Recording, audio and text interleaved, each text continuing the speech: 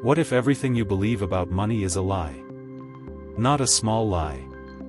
Not a misunderstanding. A deliberate, carefully constructed deception designed to keep you working, spending, and struggling while others grow wealthy from your labor. What if the currency in your pocket, the dollars you trade your time and energy for, was engineered from the beginning to make you poorer? What if the very act of saving money, the responsible behavior you were taught since childhood, is exactly what they want you to do because it makes the transfer of your wealth invisible? I know how this sounds. I know it sounds like paranoia. I know it sounds like conspiracy theory. But I'm not going to ask you to believe me. I'm going to show you the evidence.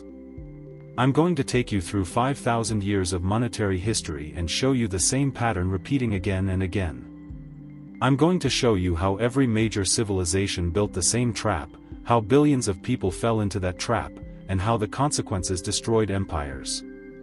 And then I'm going to show you that the trap you're living in right now, the one built around the dollar, is the most sophisticated, most inescapable version ever created. By the end of this video, you will see money differently than you've ever seen it before. You will understand why you feel like you're working harder and falling behind. You will understand why your parents could afford things you cannot. You will understand why the American dream feels impossible for so many people. And you will understand that none of this is accidental.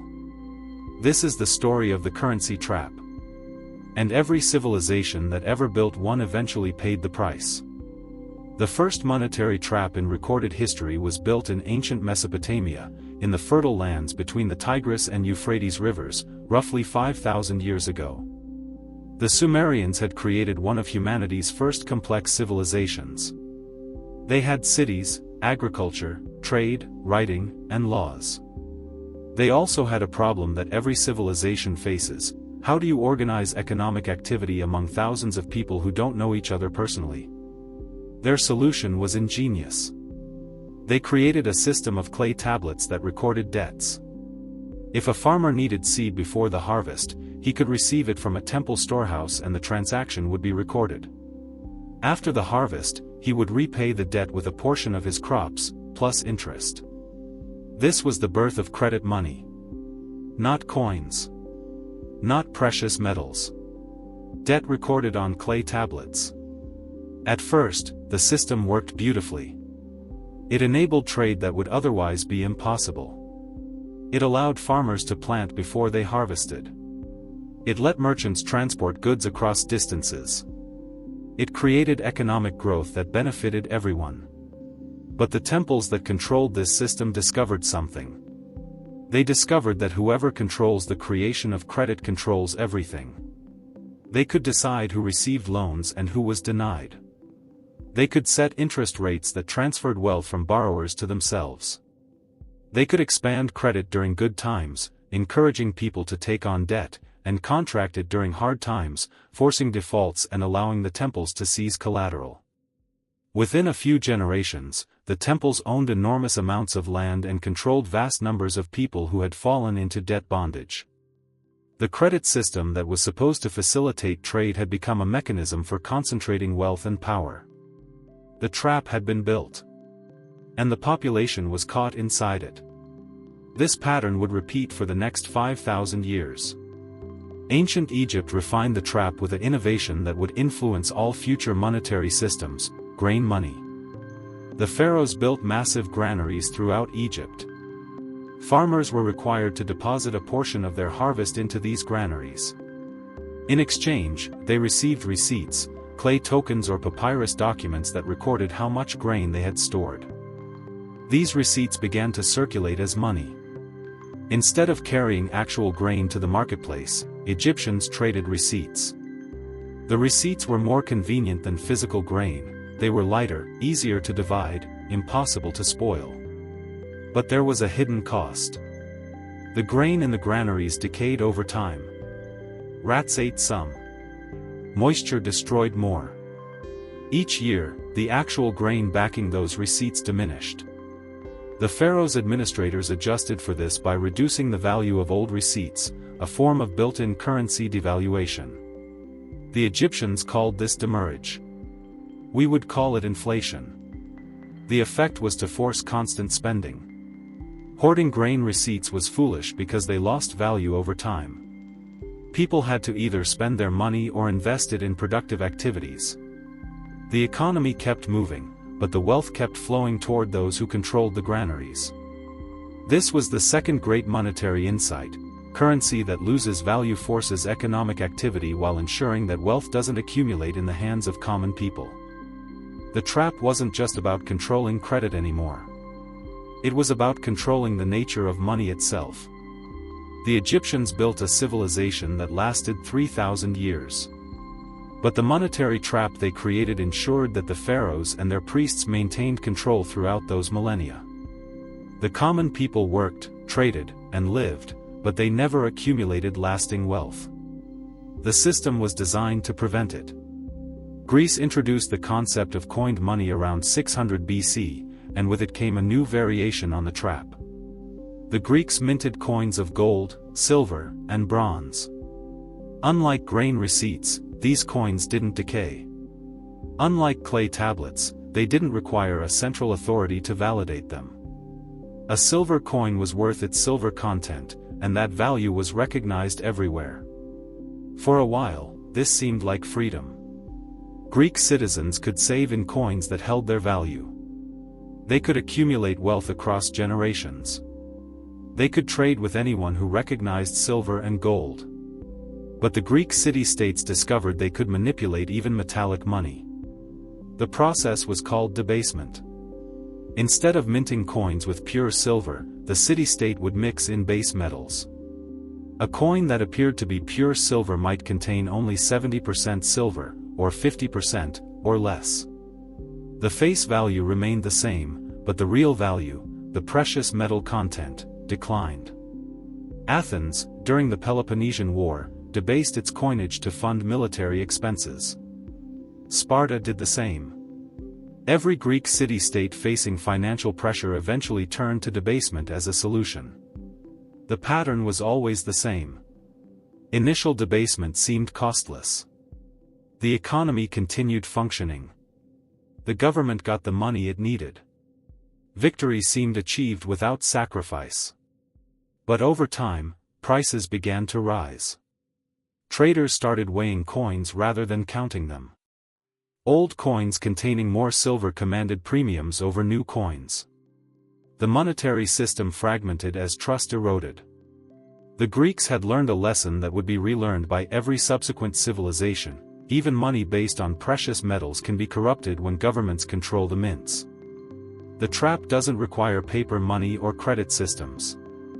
The trap only requires that someone else controls your currency. Rome took the trap to new heights of sophistication. When Rome was a republic, its monetary system was relatively sound. The denarius was a silver coin with consistent weight and purity. This stable money helped Rome build the infrastructure of empire: roads, aqueducts, cities, that would endure for centuries. But as Rome transitioned from republic to empire, the monetary trap evolved as well. The emperors discovered they could fund their ambitions through currency debasement. Nero began the process, reducing the denarius from 4.5 grams of pure silver to 3.8 grams. His successors continued and accelerated the debasement. What made Rome's trap so effective was its gradual nature. Each reduction was small enough to go unnoticed by the general population. Each emperor faced genuine pressures: wars, public works, bread and circuses, that seemed to justify the debasement. Each generation grew up with currency slightly worse than the previous generation, so they had no baseline for comparison. By the 3rd century AD, the denarius contained only 5% silver. The trap had been tightened so slowly that most Romans never realized they were caught in it until their savings were worthless. But Rome added another element to the trap: legal tender laws. Under Roman law, debased coins had to be accepted at face value for all transactions. If you refused to accept the emperor's coins, regardless of their actual silver content, you could be punished. The law forced participation in the trap. This was a crucial innovation. Previous monetary systems had allowed people to reject debased currency. They could insist on older coins, or demand payment in goods, or simply refuse transactions. Roman legal tender laws closed these escape routes. If you wanted to participate in the Roman economy, which you had to do to survive, you had to accept the trap's currency. You had no choice. The Roman trap took 3 centuries to fully close. By the time it snapped shut, the Western Empire was finished. The currency collapse destroyed the economic foundation that held everything together. Trade networks fragmented.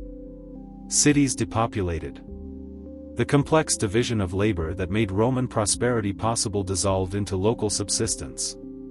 Every civilization that has built a currency trap has eventually faced this moment. The trap works until it doesn't. And when it stops working, everything built on top of it collapses. Medieval Europe attempted to escape the trap through a return to metallic money, but the trapmakers were persistent. Kings and lords controlled the mints, and they couldn't resist the temptation to debase their currencies. The English penny, once containing a full pennyweight of silver, was repeatedly reduced over the centuries. The French livre underwent countless debasements. Every monarch facing war or financial pressure reached for the same solution. But medieval Europe also saw the rise of a new type of trap: private banking. The Italian city-states, particularly Florence and Venice, developed sophisticated banking systems. These banks accepted gold and silver deposits and issued paper receipts.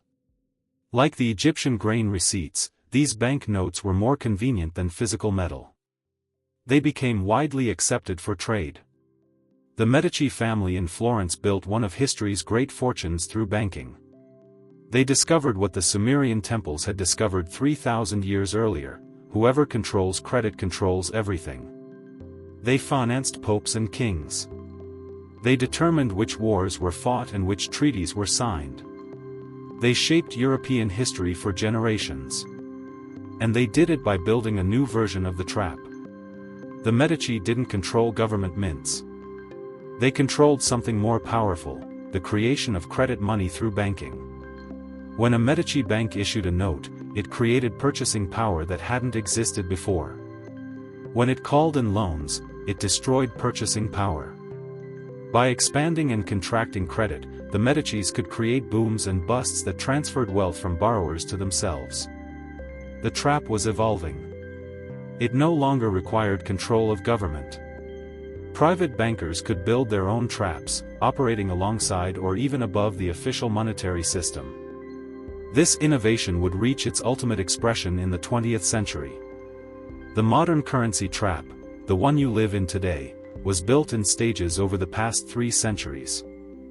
The first stage was the establishment of central banks, beginning with the Bank of England in 1694. As I've discussed in previous videos, the Bank of England was created when private bankers lent money to the government and received, in exchange, the right to issue paper currency against that debt. This was a revolutionary synthesis of all previous trap mechanisms. Like the Sumerian temples, the central bank controlled credit. Like the Egyptian granaries, its currency was designed to lose value over time. Like the Roman mints, it operated under legal tender laws that forced participation. And like the Medici banks, it was controlled by private interests masquerading as public institutions. The Bank of England template spread across Europe and eventually to America, where the Federal Reserve was established in 1913. The second stage was the elimination of metallic backing. Gold and silver had always provided some constraint on currency creation. You couldn't create more receipts than you had metal to back them, at least not without risking a bank run. This constraint was progressively eliminated during the 20th century. The domestic gold standard ended in 1933. The international gold standard ended in 1971. By the late 20th century, all major currencies were pure fiat, money by government decree, backed by nothing but law and faith. The third stage was the creation of a global system with the dollar at its center. The Bretton Woods Agreement of 1944 established the dollar as the world's reserve currency. Other currencies were pegged to the dollar, and the dollar was pegged to gold. When Nixon ended gold convertibility in 1971, the dollar retained its reserve status through the petrodollar system. Saudi Arabia agreed to price oil exclusively in dollars, and in exchange, the United States provided military protection. Since every country needed oil, every country needed dollars. This created artificial demand for the currency that allowed the United States to export its inflation to the rest of the world. The trap was now global. Every nation was caught in a dollar-denominated system they couldn't escape. Countries that tried to challenge dollar hegemony, Iraq, Libya, faced military consequences. The trap was backed not just by law but by force. The fourth stage was the financialization of the economy. Beginning in the 1980s, the financial sector grew from a small part of the economy to its dominant force. Banks, hedge funds, private equity firms, and other financial institutions captured an ever larger share of economic output. This financialization was made possible by the fiat currency trap. When money can be created from nothing, those closest to the creation process benefit the most. The Cantillon effect, where new money enriches those who receive it first, operated at unprecedented scale. By 2008, the financial sector was extracting 40% of all corporate profits in the United States, while producing nothing tangible. The trap was transferring wealth from the productive economy to the financial economy at a rate never before seen in human history. The fifth stage, the one we're living through now, is the digital completion of the trap. Central bank digital currencies represent the final evolution of monetary control.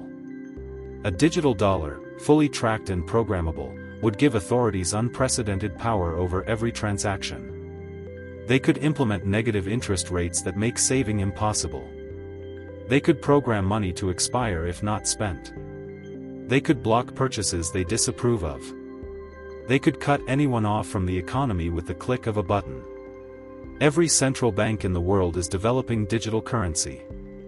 China has already launched its digital yuan. The European Central Bank is testing a digital euro. The Federal Reserve is researching a digital dollar. When this stage is complete, the trap will be total. There will be no cash to hold outside the system. There will be no transactions the authorities can't see. There will be no escape, unless you escape before the door closes. Every civilization that built a currency trap eventually paid the price. Not sometimes. Not usually. Every single time. The Sumerian credit system led to such severe debt inequality that periodic debt jubilees became necessary, complete cancellations of all debts to prevent social collapse. Even these releases were temporary. The trap rebuilt itself within a generation. The Egyptian grain-based system survived for 3 millennia, but only through total authoritarian control. When that control weakened, the system collapsed. Egypt fell to Persia, then to Greece, then to Rome, each conquest facilitated by the internal decay that the monetary trap had created. The Greek city-states debased their currencies during the Peloponnesian War and never recovered their former glory. Within a century of that debasement, Greek independence was finished. Macedonia, and then Rome, absorbed the weakened Greek states. Rome's currency trap preceded and caused the empire's collapse. By the time the barbarians arrived, Rome had already destroyed itself from within. The currency was worthless. The economy was shattered. The military couldn't be paid reliably. The empire was a hollow shell waiting to be pushed over. Medieval Europe's currency debasements created constant economic instability, peasant revolts, and political fragmentation. The continent didn't achieve monetary stability until the 19th century gold standard, and immediately began undermining that stability.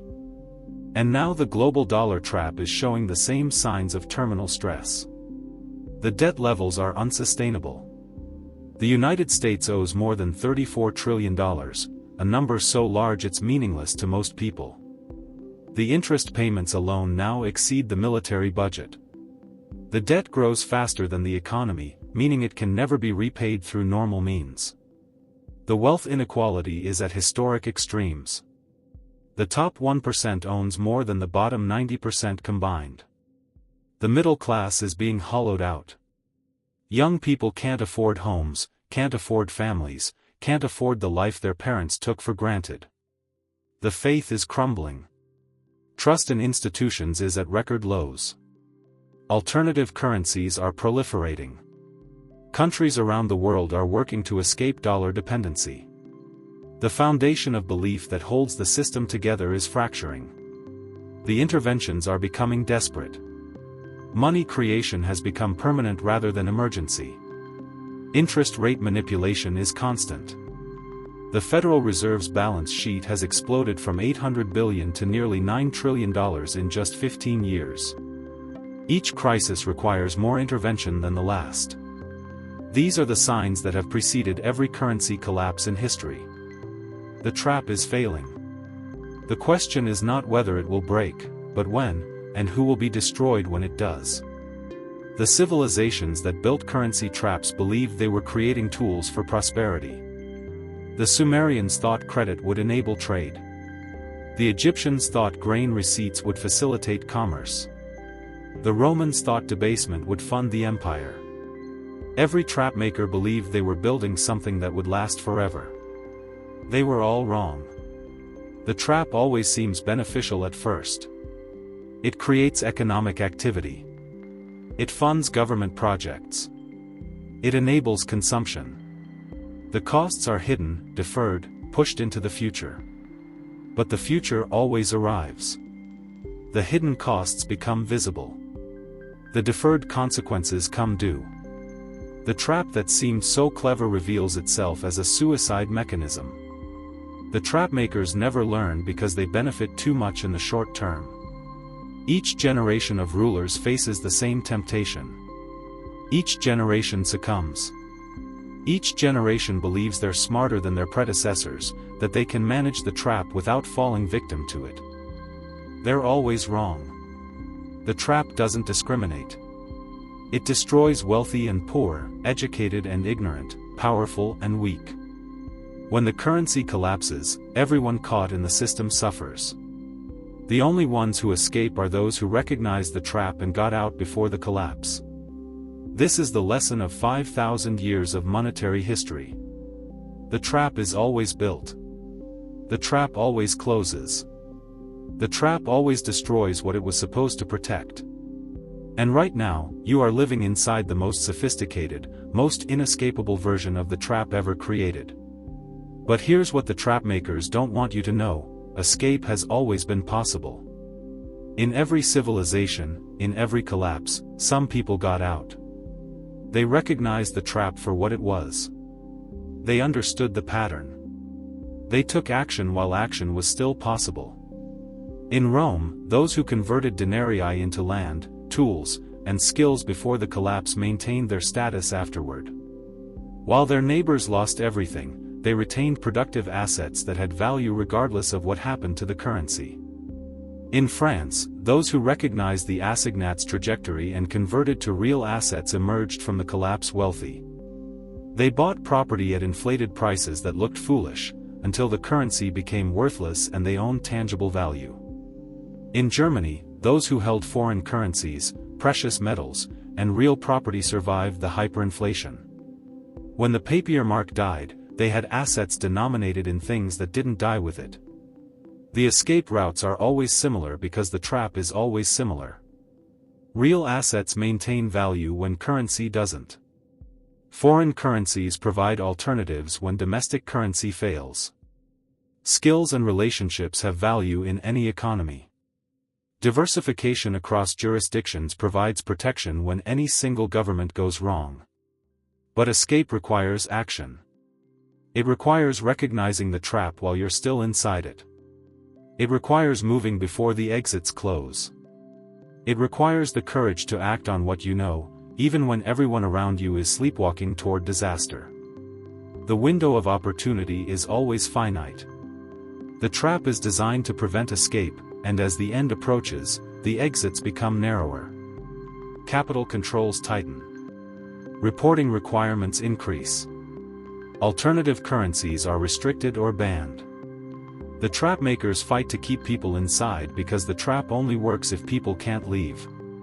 Right now, the exits are still open. You can still acquire real assets. You can still hold alternative currencies. You can still diversify internationally. You can still build skills and relationships that will have value in any scenario. But every day, the exits narrow slightly. Every new regulation, every new reporting requirement, every new restriction on financial freedom closes one more door. The trap makers are building the walls higher even as the trap prepares to collapse. The time to escape is before you need to escape. The time to prepare is before the crisis. The time to act is now. 5,000 years of history have shown us the pattern. From Sumeria to Rome to the present day, civilizations have built currency traps, and those traps have eventually destroyed them. Not once or twice, but every single time. The trap makers always believe they're different. They always believe they're smarter. They always believe they can maintain control indefinitely. They're always wrong. The dollar trap is the most sophisticated version ever created, but it's still the same trap. It still transfers wealth from those who earn it to those who create the currency. It still forces participation through legal tender laws. It still creates cycles of boom and bust that benefit insiders at the expense of everyone else. It still debases the currency while pretending everything is fine. And it will still collapse. The only questions are when and how. You now know what most people will never know. You understand the trap. You've seen how it was built across 5,000 years of human history. You recognize the pattern that has repeated in every civilization. This knowledge is power, but only if you use it. Only if you take action. Only if you escape before the trap snaps shut for the final time. I've spent years researching this history because I believe it contains the most important lessons anyone can learn about money and power. Understanding how the trap works is the first step toward freedom. Seeing the pattern is the first step toward escaping it. If this video has opened your eyes, if you're seeing the financial system in a new way, I want to ask you something. Think about the people in your life who are still asleep. The family members trusting their retirement accounts. The friends saving in currencies designed to lose value. The young people who don't understand why everything is so expensive. Share this with them. The more people who understand the trap, the weaker the trap becomes. Every person who wakes up is one more person who might escape. Leave a comment below telling me your thoughts. What part of this history surprised you most? What patterns do you see in your own experience? I read every comment, and the discussions here are among the most valuable on the internet. We're building a community of people who understand what's really happening. If you want to continue learning, to go deeper into both the history and the practical strategies for escaping the trap, subscribe and turn on notifications. The information I'm sharing here is the same information that the financial elite use to protect themselves. It should be available to everyone. They built a currency to trap you. Every civilization has built one, and every civilization has paid the price. But knowledge is the key to escape. Now you have that knowledge. What will you do with it?